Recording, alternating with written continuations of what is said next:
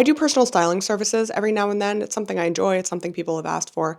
And one issue that I see over and over again is that there's a disconnect between inspiration and action. So I talk to people all the time who have Pinterest boards, who follow certain accounts on Instagram. They have an idea of what they want to look like, what style they want to emulate, but they don't necessarily know how to make it actionable. They don't know how to work that into their real lives. And it's tough. I mean, I do the same thing. I get inspiration from all over.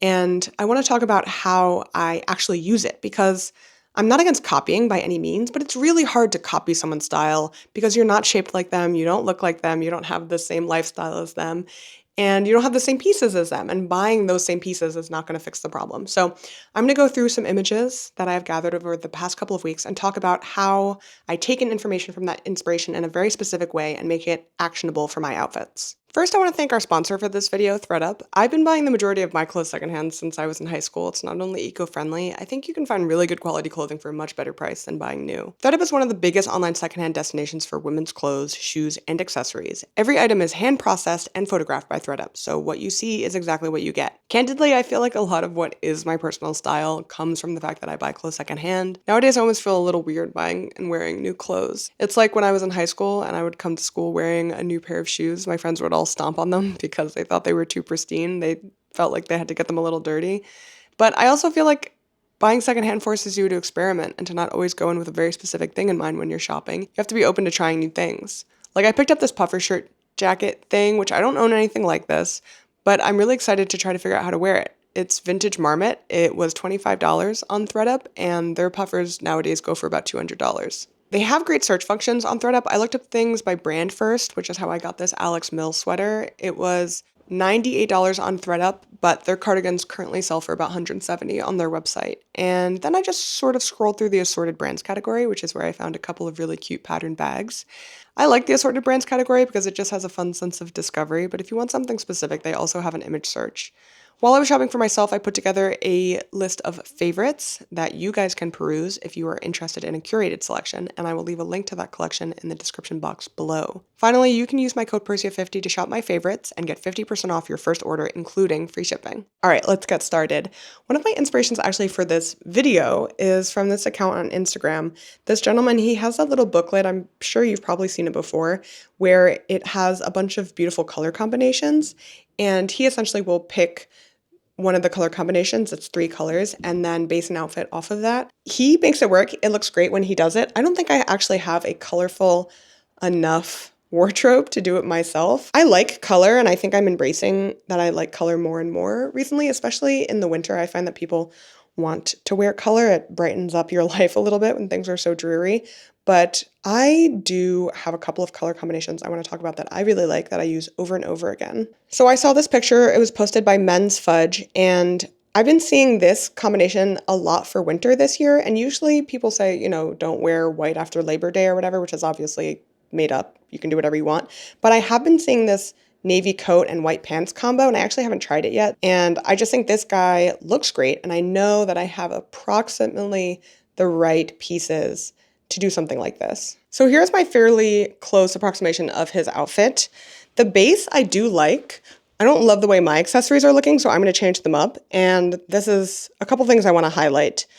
I chose this picture as inspiration because I knew it was not something I'd tried before. I hadn't tried the white pants with the navy blue coat before, but I knew that I liked specific combinations. I wear a lot of navy. I love navy. I like bright green and navy. That's a combination I've done before. And generally, I was like, I have the pieces, even if the silhouette isn't exactly the same. So I've just changed the accessories to make it feel a little bit more me.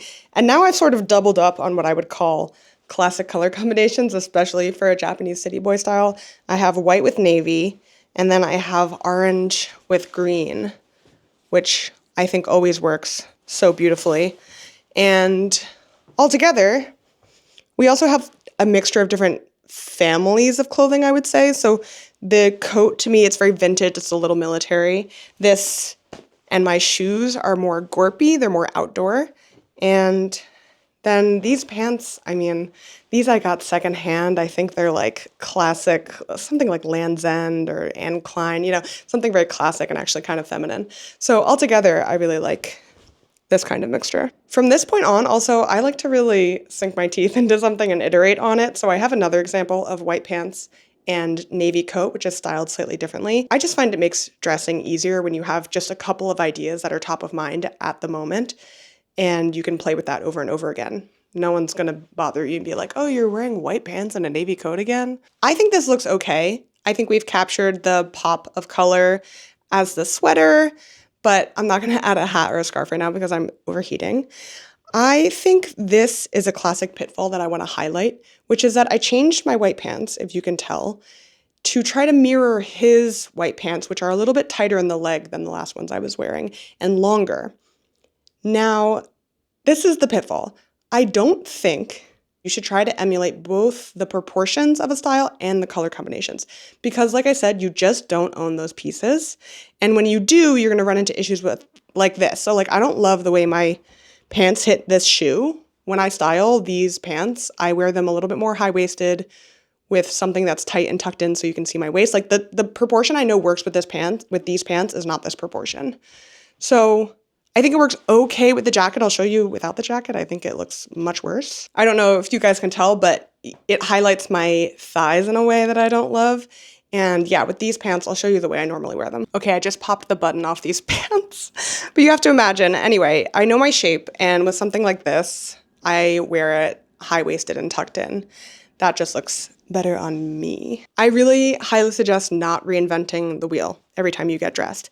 You have a pant-shoe combination you like, you have a pant-jacket combination you like, you switch out the bag, you switch out the accessories, you wear a different shirt. And that's also a good tip for using inspiration. I saw that picture, I was like, oh yeah, I do like wearing my navy jacket with my white pants, but I never thought of putting a red sweater underneath it as another pop of color.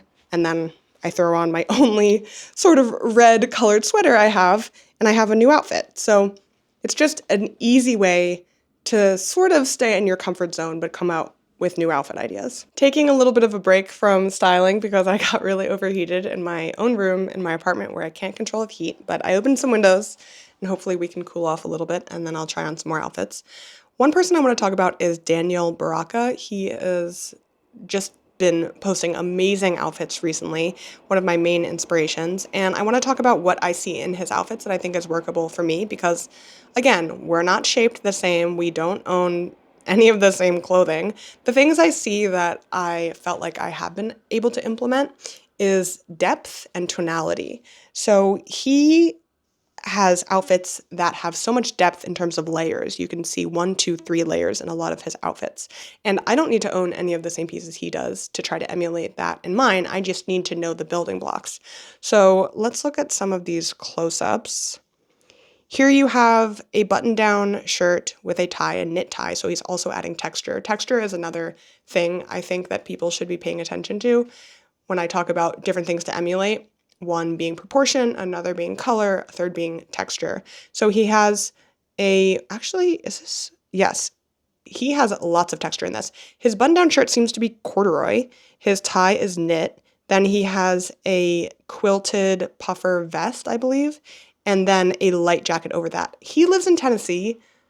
I don't know what the temperature is in Tennessee in the winter. I think it varies, so maybe it was a colder day and that works for him. In New York City, I would need maybe at least 40, 50-degree weather to wear something like this. And you also have to know that it works at every level. If you take the jacket off, it still has to look good. If you take the vest off, it still has to look good because you're going inside, you're going outside, and you're going to need to adjust. But we can take a lot of notes from this. Looking at another example, and he has 4 pieces going on in this photo. He has a little polka dot scarf, a denim shirt that is kept rather open with pearl buttons. Then he has something that's probably wool or cashmere, a jacket or a coat, and then another trench coat on top of that. The colors here are very classic though. He's kept it fairly simple in terms of color. A denim, a dark blue and denim always go well together. Then he has a sort of camel shade and then the green trench coat, which might just be the photo, but I think it is green. If we keep scrolling, we see he has a button down peeking out of a turtleneck, which I have seen guys do this. I've seen them do it in person. It looks great. I don't fully understand how to do it myself, to be honest. I've tried it and I kind of feel like I'm choking and I don't think it looks cool, but I've seen people do it and it looks very suave. Have I figured it out myself? No. I'll take that L. Then he has a hoodie. It's not a hoodie. It's just a jacket with a double zip.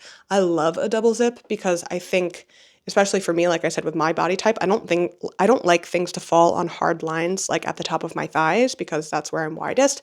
So to have a double zip, you can create that V shape, which I find much more flattering. So he has kept that rather open, but the collar is popped out. And then he has this beautiful blue pattern jacket on top of this. Again, he's kept the colors fairly simple. He has a lot of texture and one pattern going on here.